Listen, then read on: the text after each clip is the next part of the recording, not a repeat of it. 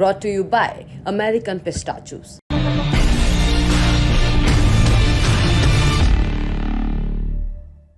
Sports तक पर आप सभी का बहुत बहुत स्वागत है। इस वीडियो में बात करेंगे बीसीसीआई के नए सैलरी स्ट्रक्चर की। अब सैलरी स्ट्रक्चर क्या है, यानी कि टेस्ट में, ओडीआईज में, टी20 में खिलाड़ियों को जो इनकम मिलती थी, जो सैलरी मिलती थी, उस पर शायद और विस्तार से चर्चा हो सकती है और हो सकता है आने वाले कुछ समय में बीसीसीआई इस चीज का अनाउंसमेंट कर दे। लेकिन इसी समय पे, इसी इंपॉर्टेंट सीरीज के बीच में ये बात क्यों आ रही है या फिर ये खबरें क्यों आ रही हैं? वो इसीलिए भी क्योंकि कई ऐसे खिलाड़ी हैं जो टेस्ट मैच को तवज्जो नहीं देते और शायद वो टी20 की तरफ ज्यादा फोकस कर रहे हैं या फिर ये कह लें कि व्हाइट बॉल सीरीज की तरफ ज्यादा फोकस कर रहे हैं। और ऐसा हर एक खिलाड़ी तो नहीं, लेकिन कुछ खिलाड़ियों ने ऐसा किया भी है।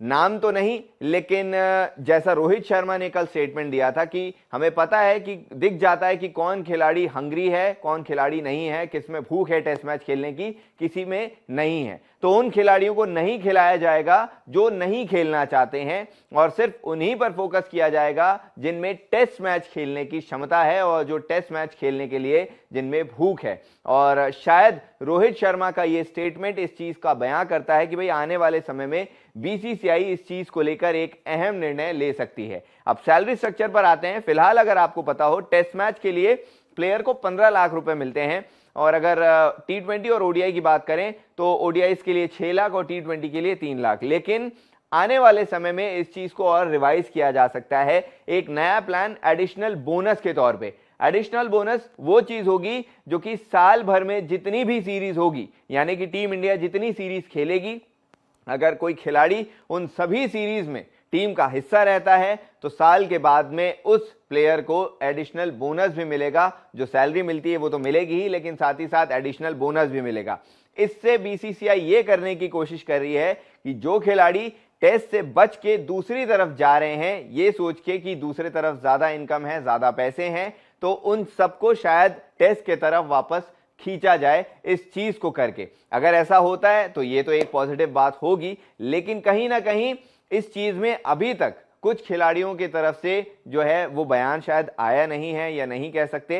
रोहित शर्मा की अगर बात करें, कल 2 बार उन्होंने ये चीज कही है और उनके कहने से ये एक सीरियस चीज नजर आ भी रही थी। एक तो मैच के तुरंत बाद, साथ ही साथ जब प्रेस कॉन्फ्रेंस हो रही थी वहां पर भी उनसे जब ये पूछा गया तो उन्होंने इस सवाल पे, पर्टिकुलरली इस सवाल पे काफी लंबे समय तक जो है अपना जवाब दिया है। और शायद यही एक चीज है जो बीसीसीआई और टीम मैनेजमेंट फिलहाल सोचने के ऊपर है कि आईपीएल जब खत्म हो, आईपीएल के बाद इस चीज पर और विचार किया जाए और इसको आउट किया जाए और इसके ऊपर जो है एक ठोस कदम जो है वो उठाया जाएगा। तो ये एक सही चीज है, हो सकता है ये सही चीज हो और खिलाड़ियों को वो होना भी चाहिए, क्योंकि अगर टेस्ट फॉर्मेट देखा जाए तो सबसे टफ फॉर्मेट है।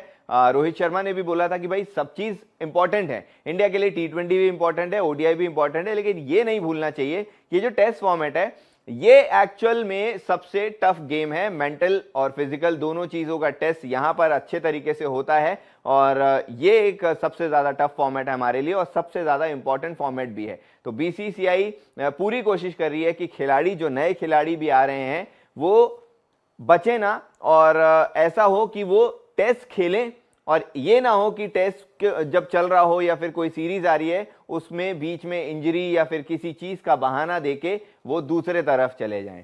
तो देखते हैं कि क्या रहता है और ये जो प्लान रहता है आगे कितना ज्यादा सक्सेसफुल रहता है। खैर, इस वीडियो को देखने के लिए बहुत बहुत शुक्रिया। दूसरे जितनी भी अपडेट्स होंगी आपको स्पोर्ट्स तक पर इसी तरीके से मिलते रहेंगी। शुक्रिया। मैच से जुड़े आपके हर सवाल का हम देंगे जवाब। जानने के लिए हर update, live analysis, special interviews, download कीजिए स्पोर्ट्स तक ऐप।